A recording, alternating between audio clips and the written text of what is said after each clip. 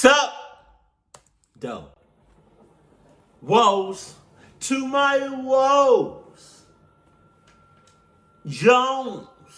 This happened when I was in the 5th grade. Right.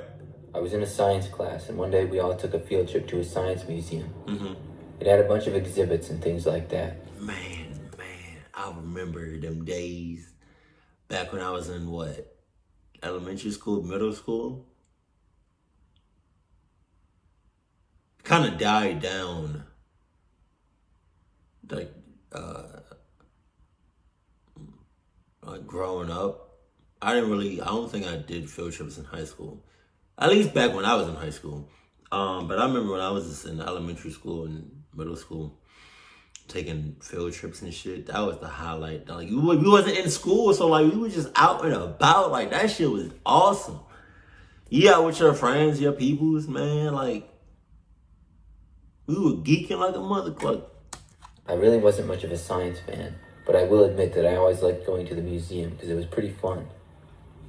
We left school and drove down to the museum, which was about 30 minutes away. Once we got there, we did the usual stuff. We were able to kind of split up as a group, as long as we made it back. I went with a few of my friends in the class from one spot to another. Eventually, it was time to get lunch, and then we would leave shortly after that. Our teacher went around letting everyone know we would be leaving in 10 minutes and to meet back at the entrance. That's where it is. I feel like somebody was not paying attention to that shit. Or somebody was just goofing around or some shit. We leave in 10 minutes. 10 minutes. 10 minutes. 10 minutes. James.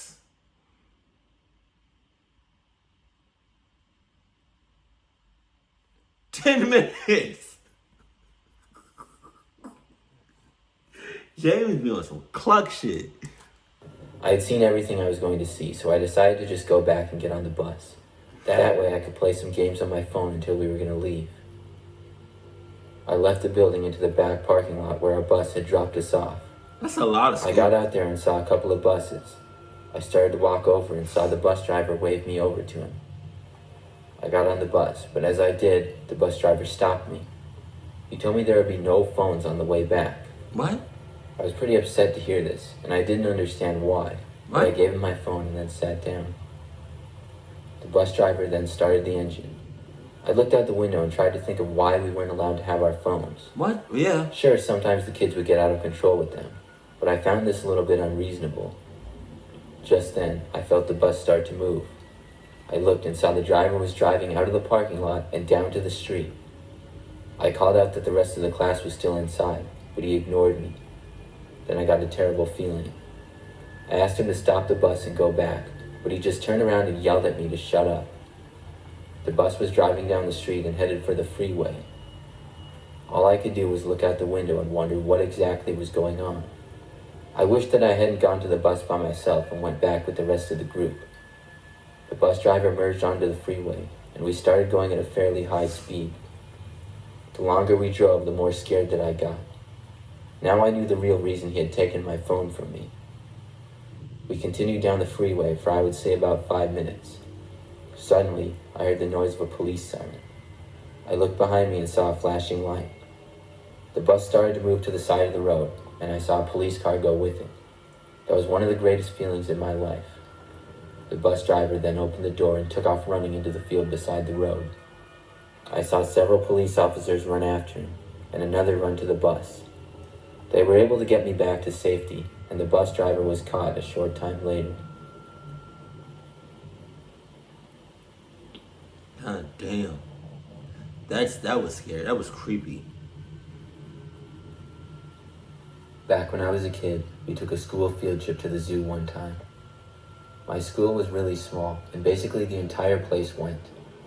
It took us over an hour to get there, but when we were there, it was a day-long event, which was nice for us because we didn't actually have to do any schoolwork. Right, hey. I think I was like 8 years old, and I was one of the younger people there.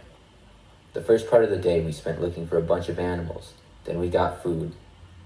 After that, we started looking more at plants and things like that. I was more into the animals, so my friend Matt and I went back over to them. We first got back to the exhibit of sea lions. And when we got there, one of the zoo workers asked us if we wanted to help feed the animals. Of course we said yes, because as an 8-year-old kid, it seemed like something super fun to do. He told us to follow him and then led us into a doorway and down a dark and quiet hall. Sus! It was really weird to be in the back of an exhibit, but it got me really excited to feed the animals. We followed the guy deeper in, and into a storage type of room that was even darker. Damn. He said this is where they kept the food. He told us to wait there for a second and left the room. Then we saw the door shut and heard it lock. We immediately knew something was wrong. I went to the door and tried to open it, but it was in fact locked. It was a really strong and thick door, and neither of us would be able to break it. We banged on it, but I don't know how anyone else outside would be able to hear. After a while of that with no response, we decided to examine the room. It was very dark with no apparent lights, and we could barely see. It was probably just about 15 feet by 10 feet, and had basically just junk laying around. It just seemed to be another storage closet.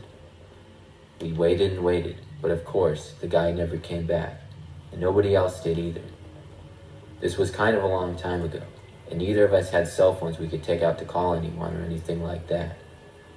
We just waited in the dark room for what felt like forever. Occasionally we would yell or bang on the door, but nothing would ever happen.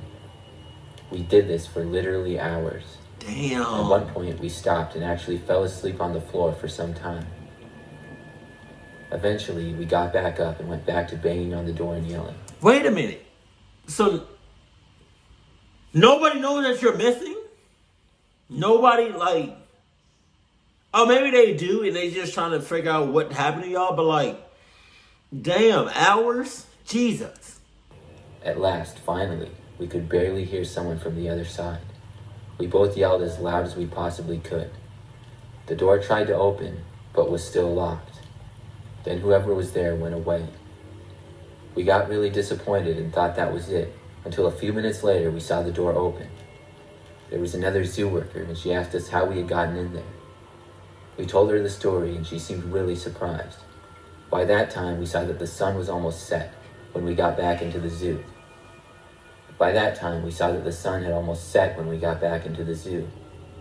Apparently, everyone had been looking for us for over 2 hours. Jesus. We were able to get back home later that day, but the guy that worked there and locked us in had left, and nobody could find him. It turns out he was caught a while later, and had been addicted to some drugs or something like that. They said he had been acting really strange lately. I really don't know why he locked us in there, but we were very lucky to get out because that closet wasn't really used by the zoo anymore. Jesus. God damn.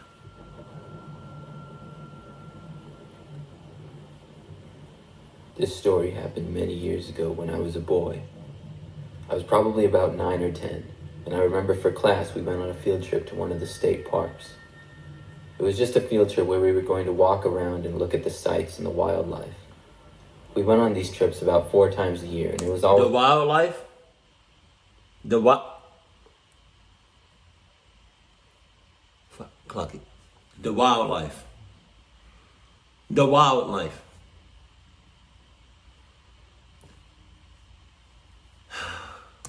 Pretty fun. On this day, we went to a park that had a bunch of hills and different types of trees. We were going to walk on a path all around it. There was about 20 of us in the class, and after we all got to the park, our teacher told us to follow him and then led us down the path. I was with my best friend Daryl, and we were talking during the walk. At one point, we saw a cool-looking mushroom a little bit off the path, so we stayed back to look at it. The rest of the class was going uphill, and before we knew it, they were out of sight. God damn! We went to run to catch back up with them, but we heard a noise coming from behind a tree off the path. I expected to see an animal, but when we looked, there was a boy there around our age. What the He hell? had a red shirt and jeans, and he was hiding behind the tree. He wasn't in our class. We asked him who he was, but he didn't answer. You doing too much. We thought maybe he was with another school field trip over here or something like that. See, you doing too much. You talking to this completely random clucky. What the hell is he even doing there? By himself? Nah, I don't trust that. At all. Zero. But now, You doing all this talking to this random ass clunky, your classmates, your people, they gone. Anyway, how you gonna find them? That's tough. Daryl asked him if he was on a field trip, and the boy stepped out from the tree and said, "No, Daryl." Daryl was really surprised that the kid knew his name, and he asked him how he knew. The boy then looked at me and said my name. It was a little strange, this whole thing, and we said we should all go back with our groups. The boy then went back behind the tree. It was definitely sketchy, but we told him he should come with us because we figured he wasn't supposed to be off the path by himself out here. He didn't come out from behind the tree though, so me and Daryl walked over to him. But when we got behind the tree, the boy wasn't there. It was as if he just vanished into thin air and was gone. Daryl and I looked around for a bit, but then we knew we had to get back to our group, so we ran back. We told our teacher about it, and I know he ended up telling people who worked at the park about the kid, but I never heard anything about it after that. Daryl and I still talk about it sometimes to this day. It must. I felt like it was. I felt like it was like a ghost or some shit.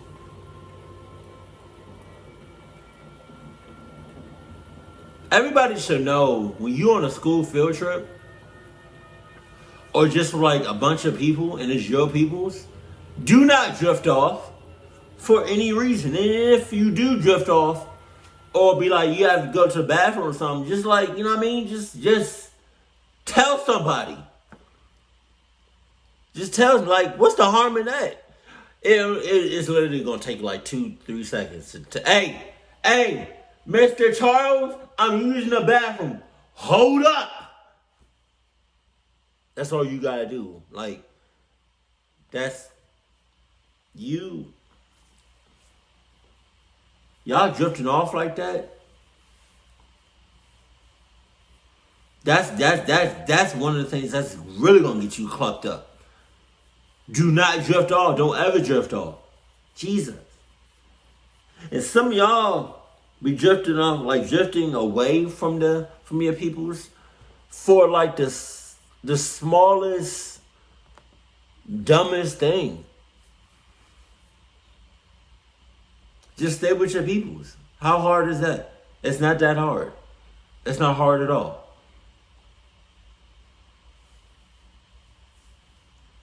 Just stay with your peoples. And I'm going to need these kids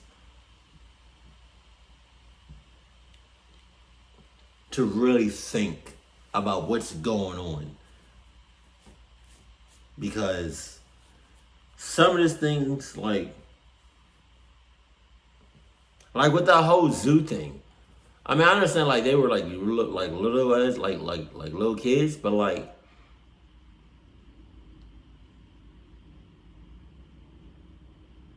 but hold on. The teachers, the chaperones should have been in charge of everybody. And I'm not that big of a fan of having a big group and then breaking off into smaller groups. I'm not that, especially if like there's no chaperone or no teacher or anything to protect these kids. Jesus. But if you all want me to react to more of his videos, let me know that in the comment section below. But as always, keep it cool, keep it classy, and I love you. Stay happy, my family.